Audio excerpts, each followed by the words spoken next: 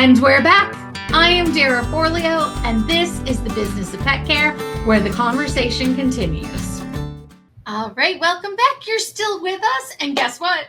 Tori Levitt is still with us, and she is a true trailblazer in the pet care industry. She has not just grown a successful pet sitting company, she has helped so many others do the same across the country. So in this segment, we are going to be talking about scaling because let's face it, any pet pro who wants to grow, but they don't know how to do it without sacrificing quality time and their sanity, you need to be listening to this. So Tori, the problem so many people are facing with this, and in our audience, is that they really do want to grow their business. And that's really hard to do because a lot of them may not know how to duplicate what they're already doing so well. So what was your first step when you decided to expand and grow this pet care company from, let's just say, pet sitting and dog walking, or was it pet sitting and then now you're this huge association? So in 2008, I started boarding dogs in my home. I was a mortgage loan officer, and everybody remembers the big crash of 2008.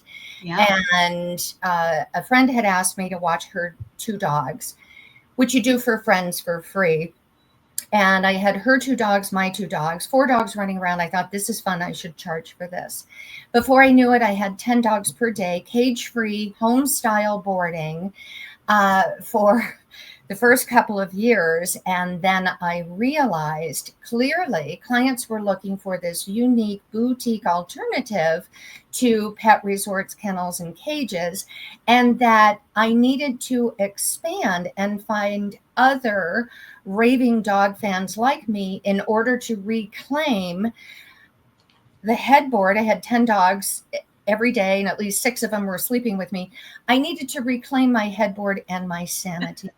So I went about trying to keep things together. I mean, I like it. I had to reclaim my headboard. Oh, and my sanity. And wow, it was the best on-the-job training. It was such a hoot and a holler. I learned so much from the dogs, which, by the way, was the impetus for the book that I wrote in 2019. I learned so much from the dogs. Absolutely. So then I crafted a playbook for the pet sitters that I wanted to hire.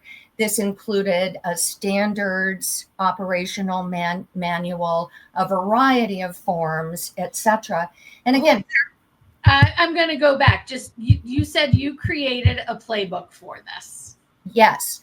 That is so one of those things that is not done properly. Excellent. Well, if you're going to scale, you have to put a leash on your systems before hiring. You have to express to those that are going to reflect your brand, your expectations, what protocols, philosophies, and policies and procedures are in play. And with that, too, my interview experiences with each and every hire are extensive. In addition to background checks, reference checks, etc., we're having a meaningful tete-a-tete that could last an hour and a half to 2 hours. Because if I'm going to bring you on my team, I want to get to know you very, very well. And I also recognize that the pet sitters on Team Doolittles are the backbone of my company. So I'm treating them like gold. They are in turn treating our clients and their pets like gold. And it's therefore a win-win across the board. So when it comes to scaling, you definitely need to have a system in place. Yeah. You need to have scheduling tools in place, etc. Systems, right? Yeah. So that's critical, and that's something that I employed early on, and it's carried through over the past 17 years. That's amazing. So coming to that, what are some common scaling mistakes? So I think a big mistake is growing too quickly without having the right systems in place. And a second pitfall is hiring based on availability rather than alignment. So pet sitters may hit capacity and think, I'll just hire help.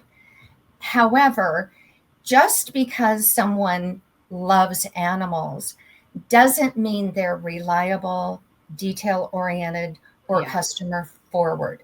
So it's vital to bring on team members who share your values and understand the responsibility that comes with caring for people's pets and their homes. Yeah. So that's critical. It is that setting up that work culture. I mean, I can say I've made the mistake. I scaled too quickly and wasn't prepared for it, and it's there's no going back. Once you do it wrong the first time, and it's funny going through having been through business school and all the business classes I have taken, nothing prepares you for the real world business. I agree with you. Nothing I learned in business school. It's like, really? None of this prepared me for what I'm dealing with right now. And, I have sought out, and I'm sure you've made the mistakes as well. Of course. We all make the mistakes. Have you ever had any business coaches, any business mentors? Like or did you just figure this out yourself? I'd like to say that a lot of it was, quite frankly, just God's plan for me, the way I stumbled into this pet care business when I was a mortgage loan officer, fat, dumb, and happy. And I was prepared to continue to eke out an existence in mortgage banking, despite the fact that the 2008 crash represented a major departure from anything I knew. And I just leaned into it. I stayed present. I have great people on my team, and together we're definitely excelling in the interest of pampered pet and house care. I'll tell you, I did have to give up some control. I am less of a control freak today than I was then.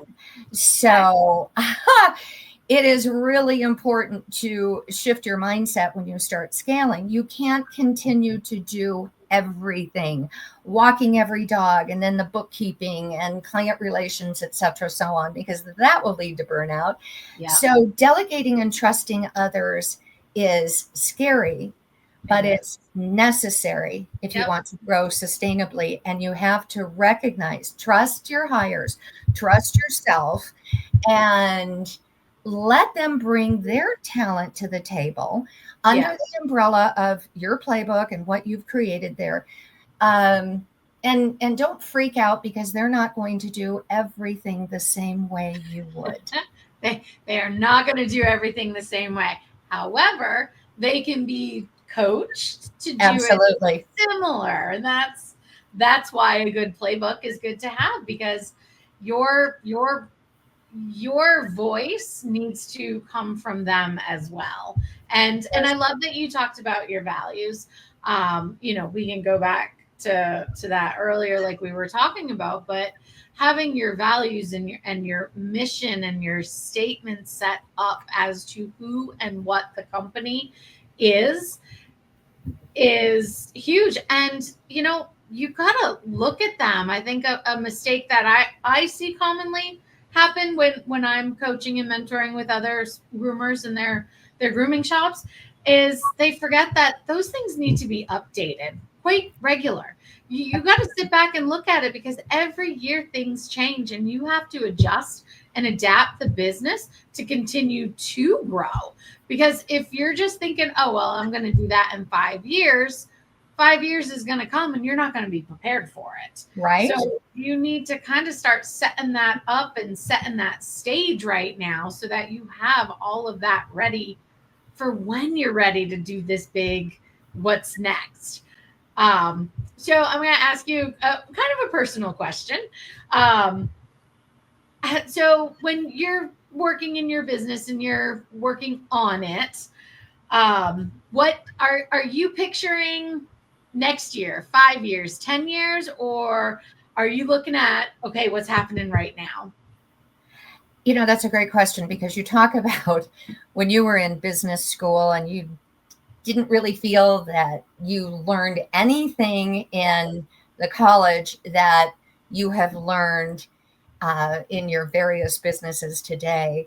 And if I look back at what I was taught in the business college, and that was to have a 1 year, 5 year, 7 year, 10-year plan, maybe even 15. We all want to shoot for retirement at some point.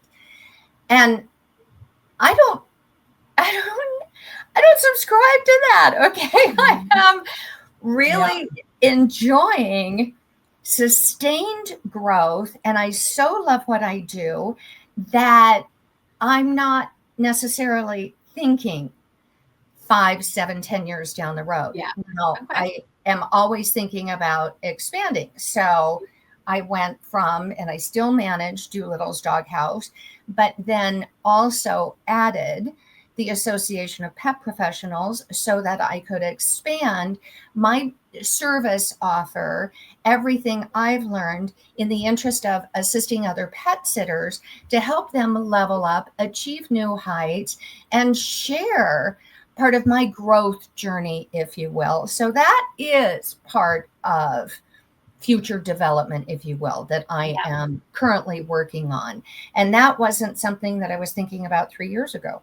Right. That's so true. Well, Tori, thank you. That is amazing perspectives, really.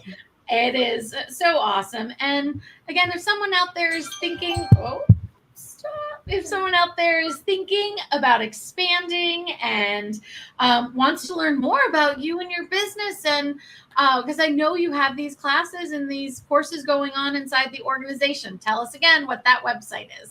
Okay, Association of Pet Professionals.com. And I know that's a mouthful.